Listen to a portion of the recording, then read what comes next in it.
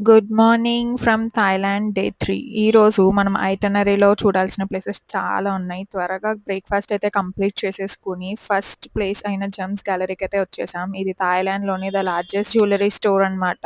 ఇక్కడ ఒక mini train ride through మనకి జెమ్స్ యొక్క మైనింగ్, కటింగ్, పాలిషింగ్ ప్రాసెస్ అంతా చూపిస్తారనమాట. అండ్ అలా లోపలికొచ్చిన తర్వాత మనం జెమ్స్ గ్యాలరీలోకైతే ఎంటర్ అయితాం. ఇక్కడ చాలా జ్యువెల్లరీ కలెక్షన్ అయితే ఉంటది. అండ్ ఫుల్ ఎక్స్‌ప్లోర్ చేయొచ్చు.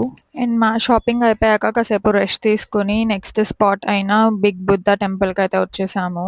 ఇంట్రెస్టింగ్ ఫ్యాక్ట్ ఏంటంటే పటాయా ఇంకా చిన్న విలేజ్‌గా ఉన్నప్పుడే 1940స్‌లోనే ఈ బుద్ధ స్టాట్యూనయితే కన్‌స్ట్రక్ట్ చేశారంట. ఇది ఆల్మోస్ట్ 18 మీటర్స్ హైట్ అయితే ఉంది. అండ్ బ్యాక్ వ్యూ అయితే పటాయా సిటీ వ్యూ మొత్తం కనిపిస్తుంది. చాలా బావుంది వ్యూ మాత్రం.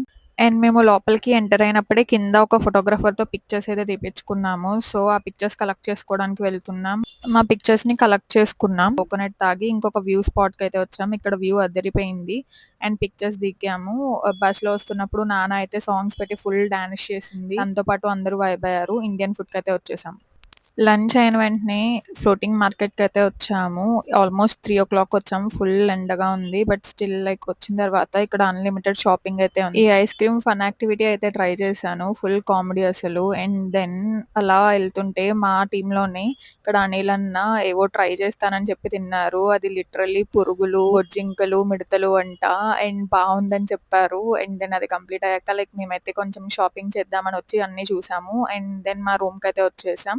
స్విమ్మింగ్ అయితే ట్రై చేశాను. నైట్ ఫుల్ వర్షం పడుతుంది. బయటికే వెళ్ళాలి అనుకున్నాం. అండ్ ఈవెన్ వర్షం పడినా ఆగకుండా బయటకైతే వచ్చేసాం.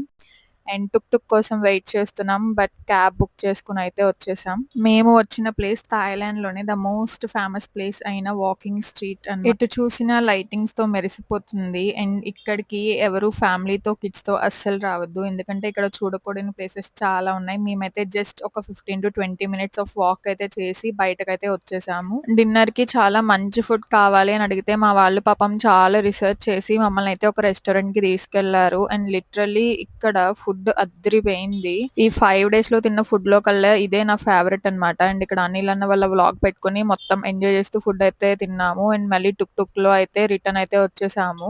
నైట్ రోడ్ వ్యూస్ మాత్రం అద్దిరిపోయాయి అసలు. అండ్ ఫుల్ లెంగ్త్ వీడియో కోసం ఛానెల్‌ని అయితే సబ్స్క్రైబ్ చేసుకోండి ఫ్రెండ్స్. అండ్ ఫుల్ సాటిస్ఫాక్షన్‌తో మా డే 3 నైతే ఇలా ఎండ్ చేసాం. Bye bye.